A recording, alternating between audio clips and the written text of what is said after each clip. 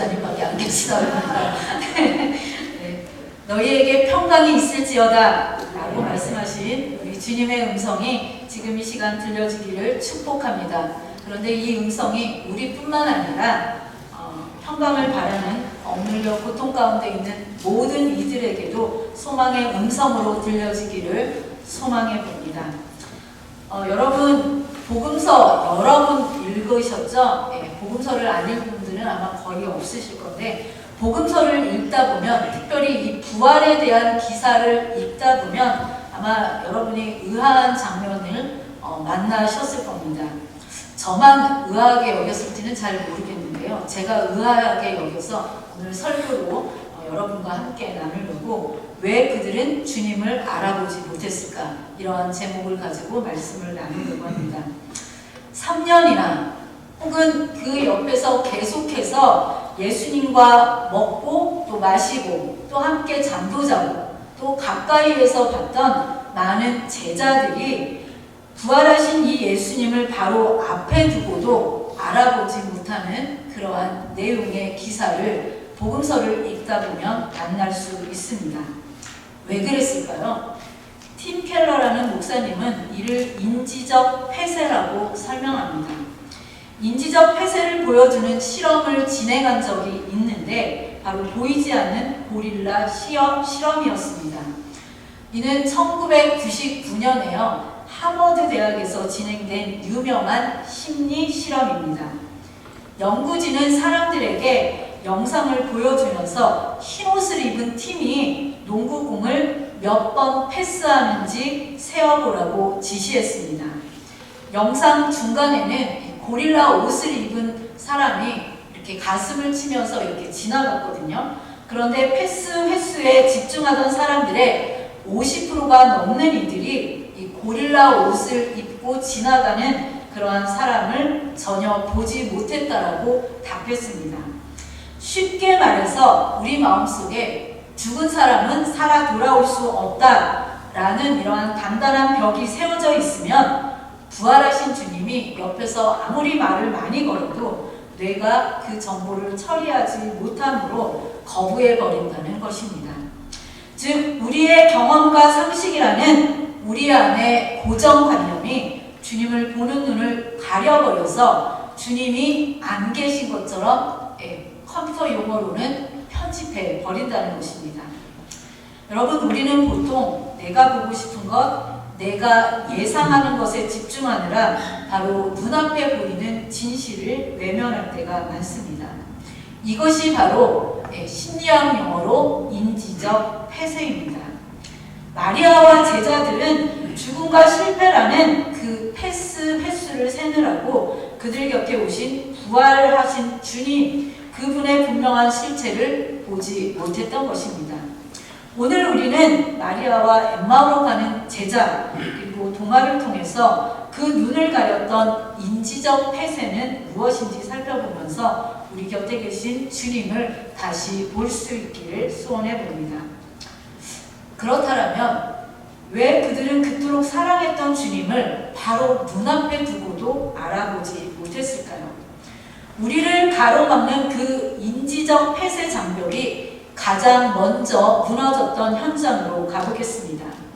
바로 슬픔의 눈물에 갇혀서 주님을 동산지기로 오해했던 한 여인 마리아의 이야기입니다. 마리아는 오늘 본문에 보면 지금 무덤 밖에서 울고 있었습니다. 그녀의 눈에는 오직 빈 무덤과 사라진 시신뿐이었습니다. 여러분 오늘날에도 그렇지만 이 당시 유대 사회에서 무덤 도굴, 그러니까 시신을 훔쳐가는 일은 사형에 처하는 중범죄였다고 합니다. 마리아는 누군가가 이 주님의 시신을 훔쳐갔다라는 법적이고 현실적인 공포 그리고 깊은 슬픔에 빠져 있었습니다. 그때 바로 예수님이 다가와 물었습니다. 여자여 어찌하여 울며 누구를 찾느냐. 여기서 여자여라는 이 단어는요 헬라어로 귀나이라는 단어가 쓰였습니다. 근데 우리나라 어감상 여자여 하면 왠지 여자를 무시하는 말투처럼 그리고 좀 친절하지 않는 말투처럼 것처럼 그렇게 여겨지지만 사실 여자여라고 쓰여진 이 귀나이라는 단어는 그 당시에 여성을 부르는 가장 정중하고 예의 바른 격식체 호칭이었습니다. 요즘 말로 따지면 마담에 해당하는 단어일 수도 있겠고요. 미스 여기에 해당하는 단어라고 할 수 있을 것입니다. 성경에는 오늘 본문 여기에만 나오지 않고요. 가나 혼인잔치에서도 예수님께서 어머니를 향해서 여자여 아직 내 때가 이르지 않았다 이렇게 말씀하셨고, 십자가상에서도 어머니에게 여자여 보소서 아들입니다 라고 그렇게 불렀는데 그때의 호칭과 동일합니다. 주님은 먼저 여자여 라는 이 호칭을 통해서 객관적인 거리를 두시고 마리아가 왜 울고 있는지 스스로를 돌아보게 하셨습니다. 하지만 오늘 말씀 속에 보면 마리아는 여전히 그 주님을 동산지기로 오해합니다. 이렇게 내 고통이 너무 크다 보면 그 고통 너머에서 일하시는 주님을 볼 여유가 없습니다. 그러나 주님이 마리아여라고 그녀의 이름을 아람어로 불러주시는 그 순간 반전이 일어났습니다. 여러분, 우리나라 시 중에 김춘수 시인의 꽃이라는 시 아시죠? 그 시에 보면 내가 그의 이름을 불러주기 전에는 그는 다만 하나의 몸짓에 지나지 않았다. 내가 그의 이름을 불러주었을 때 그는 나에게로 와서 꽃이 되었다 라는 유명한 시가 있습니다. 마리아에게 예수님은 처음에는 그저 동산직이라는 하나의 몸짓 혹은 낯선 타인에 불과했습니다. 그러나 주님께서 그 아람어 이름인 마리아를 부르셨을 때 비로소 주님은 그녀에게 꽃이 되었고 생명이 되었으며 나의 주님이 되었습니다. 주님은 오늘도 우리를 무기력한 죄인이나 익명의 군중으로 보시지 않고요. 우리의 이름 하나하나 한 분 한 분의 이름을 부르십니다. 그 부름이 우리를 존재하게 하고 우리를 다시 살게 만듭니다. 이는 마리아가 지적으로 공부해서 연구해서 주님을 찾아낸 것이 아니었습니다. 주님이 먼저 그녀의 존재를 불러주실 때에 그 개인적인 만남을 통해서 비로소 마리아의 세계관이 깨지고 주님을 보게 되었다는 사실입니다. 이것은 이사야 43장 1절에서요. 우리를 부를 때의 목자의 음성이었습니다. 우리 이사야 43장 1절 말씀 함께 읽도록 하겠습니다. 시작. 야곱아 너를 창조하신 여호와께서 지금 말씀하시느니라. 이스라엘아 너를 지으신 이가 말씀하시느니라. 너는 두려워하지 말라. 내가 너를 구속하였고 내가 너를 지명하여 불렀나니 너는 내 것이라. 내가 너를 지명하여 불렀나니 주님께서는 그냥 한 사람 한 사람을 익명으로 그렇게 부르시는 것이 아니라 한 사람 한 사람 지명하여 부르신다는 사실입니다. 그러므로 부활은 지식으로 깨닫는 것이 아니라 나를 부르시는 그 주님의 인격적인 음성을 듣는 사건입니다. 슬픔의 안개에 갇혀 계십니까? 여러분의 이름을 부르고 계시는 주님의 그 세미한 음성에 귀를 기울여 보시기 바랍니다. 주님은 이 마리아의 이름을 불러주심으로 그녀의 닫힌 인식을 깨뜨리셨습니다. 하지만 주님을 알지 못하는 이유가 단지 슬픔 때문만은 아니었습니다. 엠마오로 가던 이 두 제자에게는 또 다른 장벽이 있었습니다. 바로 부활의 몸이 가진 전혀 새로운 차원인 우리가 상상하지 못했던 새 창조의 비밀 때문이었습니다. 누가복음 24장 13절부터 35절에 나오는 이 엠마오로 가던 제자들은 성경을 가장 많이 알고 있던, 잘 알고 있던 그런 사람들이었습니다. 하지만 그들은 성경을 잘 알고는 있지만 그래서 자신들에게 다가오시는 그 그리스도가 고난받는 그리스도인 것은 원하지 않았습니다. 그들은 로마를 정복할 강력한 정치적 왕을 기다렸습니다. 그래서 내 기대와 다른 방식으로 찾아오신 예수님을 그들은 알아보지 못했던 것입니다. 여기서 우리는 톱라이트가 말하는 전환된 물질성을 기억해야 합니다. 톱라이트는 그의 저서인 하나님의 아들의 부활이라는 책에서요, 부활하신 예수님의 몸을 물리적이지만 동시에 썩지 않을 몸으로 정의합니다.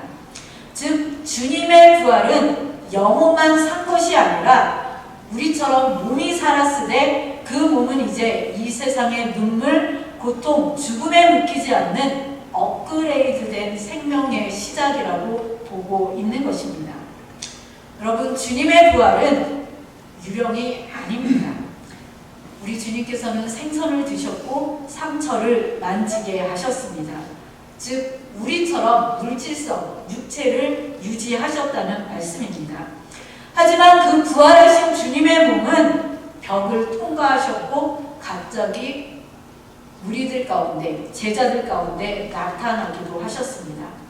이것은 물질이 사라진 것이 아니라 성령의 능력에 의해서 물질이 전환되어서 이전에는 방해받았던 물리 법칙에 갇히지 않는 새로운 차원의 실체가 되었음을 의미합니다. 마치 애벌레가 나비가 되었을 때 이전의 몸이라는 속성은 유지하지만 날개라는 전혀 새로운 차원의 능력을 입어서 땅의 법칙인 기어다님에서 하늘의 법칙인 날아다님으로 바뀐 것, 전환된 것과 같습니다. 이처럼 부활하신 주님의 몸도 이전과 같으면서도 완전히 달라졌습니다. 그것은 죽기 전으로 돌아온 소위 말하는 소생이 아니라 시공간을 초월하는 새 창조의 몸이었습니다. 그래서 부활하신 주님의 몸은 문을 통과할 수도 있으면서 생선을 잡수시는 이전과 같으면서도 완전히 다른 신령한 몸이 된 것입니다. 이는 부활이 단순하게 과거로의 회복이 아니라 눈물과 고통이 없는 새 창조가 우리 가운데 시작되었음을 선포하는 강력한 증거입니다.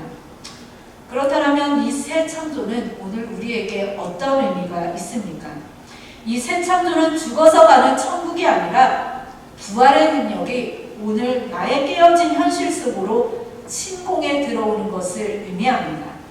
그렇다면 지금 살아가고 있는 우리에게 이 새 창조의 의미란 무엇입니까?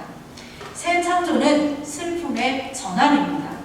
이는 고통의 보존, 승화라고 말씀드릴 수 있을 것입니다. 여러분, 부활하신 예수님의 몸 중에 제일 큰 특징은 바로 그 몸에 십자가에 박힌 못자국과 참자국이 그대로 있었다라는 사실입니다. 이처럼 새 창조는 우리의 아픈 과거를 없애버리는 것이 아니라 그 과거를 영광의 재료로 재구성한다는 사실입니다.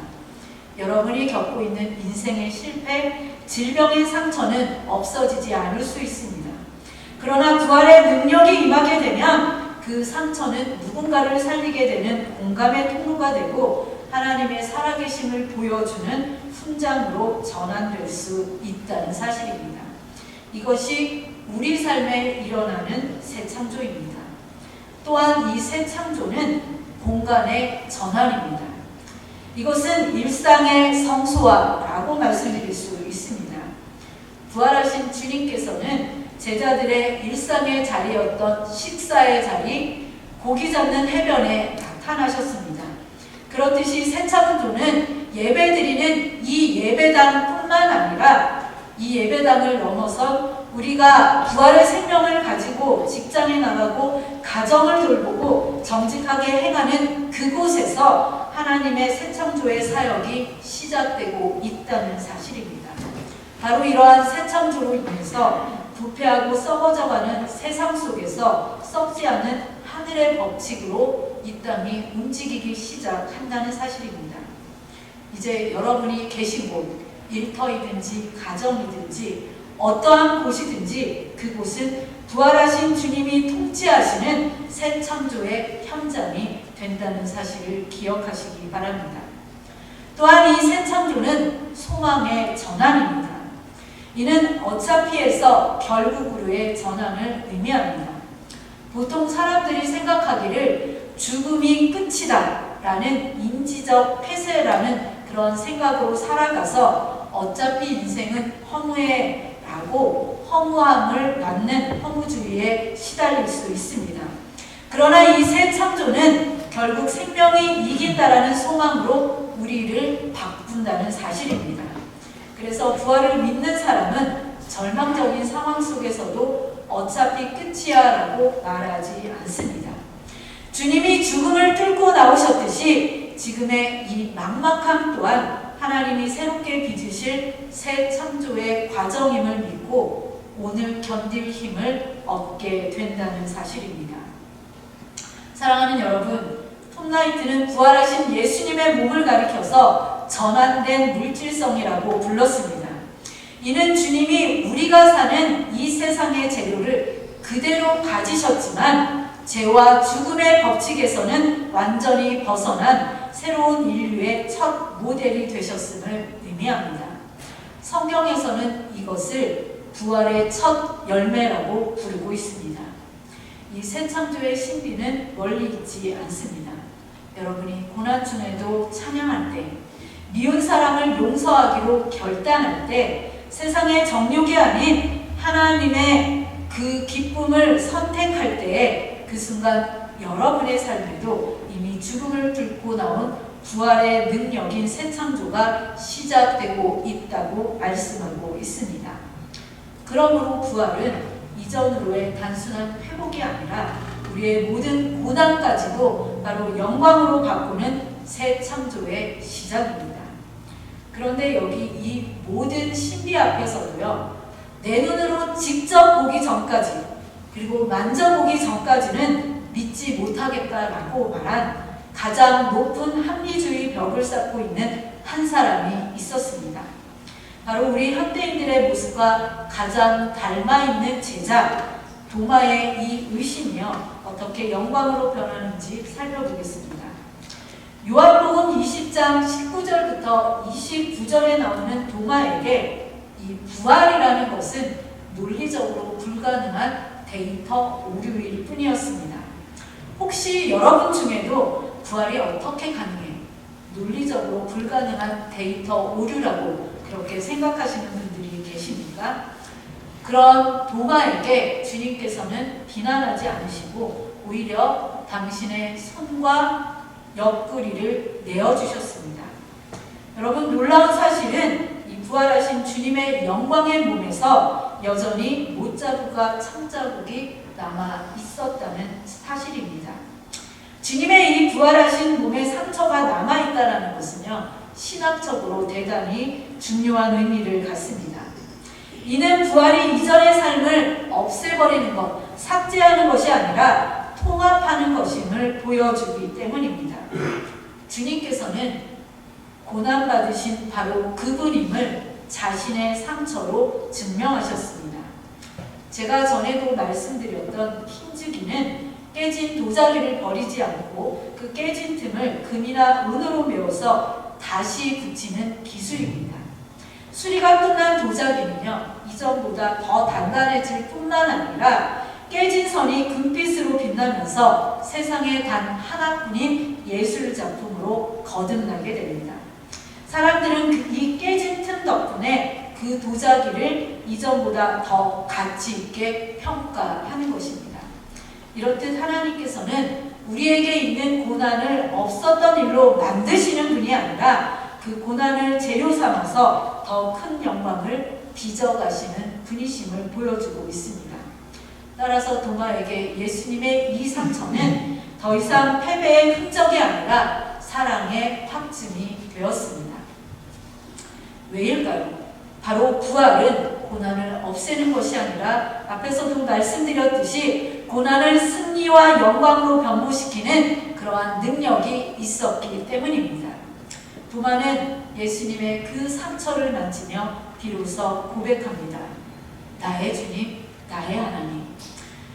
여러분도 여러분 삶에 남아있는 지독한 상처가 있습니까? 도마는 손가락을 넣어봐야 믿겠다라고 말했습니다. 그래서 주님은 기꺼이 그 옆구리를 내어주셨습니다. 그 순간 도마가 만진 것은 차가운 시신이 아니라 뜨겁게 박동하는 상처 입은 승리였습니다. 사랑하는 여러분, 여러분의 삶에도 있는 지워지지 않는 상처 때문에 하나님이 살아계신데 어떻게 이럴 수 있나라고 의심하고 계십니까? 주님은 그 상처를 없애지 않으십니다. 대신 그 상처 위로 부활의 영광을 덧입혀 주십니다. 핀지기 도자기처럼 여러분의 깨진 삶의 틈새마다 하나님의 은혜가 흘러들어가서 세상의 그 무엇보다도 찬란하게 빛나는 부활의 예술품으로 거듭나게 하신다는 말씀입니다. 그 주님을 붙들고 이제 당당하게 여러분의 상처를 영광의 흔적으로 선포하십시오. 여러분의 상처, 여러분에게 있는 그 흉터는 이제 사명이 될 수 있습니다. 이렇게 부활하신 주님을 만나게 되면 그 상처는 더 이상 아픔이 아니라 하나님의 은혜를 증거하는 영광의 흔적으로 나타난다고 말씀하고 있습니다. 이 도마에 깨어진 마음의 틈새를 부활의 흔적으로 채우신 우리 주님은 이제 도마를 넘어서 오늘 이 자리에 있는 우리에게로 걸어오십니다. 2000년 전의 부활의 사건이 오늘 나의 사건이 되기 위해서 우리는 지금 우리 곁에 계신 주님을 맞이하는 그러한 결론의 자리로 나아가야 합니다. 사랑하는 우리 드림가족 여러분, 부활은 2000년 전 무덤에서 일어난 과거의 사건으로 끝나지 않았습니다. 오늘 여러분이 울고 있는 그 절망의 현장, 여러분이 의심하며 서 있는 그 삶의 자리에서 주님은 여전히 살아계십니다. 이제 우리는 어떤 믿음의 응답으로 살아가야 하겠습니까? 세 가지로 여러분에게 제안하면서 오늘 말씀을 마치려고 합니다. 첫 번째는 슬픔의 안개를 걷어내고 내 이름을 부르시는 주님의 음성을 듣는 것입니다. 여러분 삶 속에 가장 힘들게 하는 빈 무덤의 목록을 적어보시기 바랍니다. 어떤 분에게는 건강의 문제일 수도 있고, 어떤 분에게는 경제적인 문제, 취업의 문제일 수도 있고, 신분의 문제일 수도 있습니다. 또한 자녀의 문제일 수도 있습니다.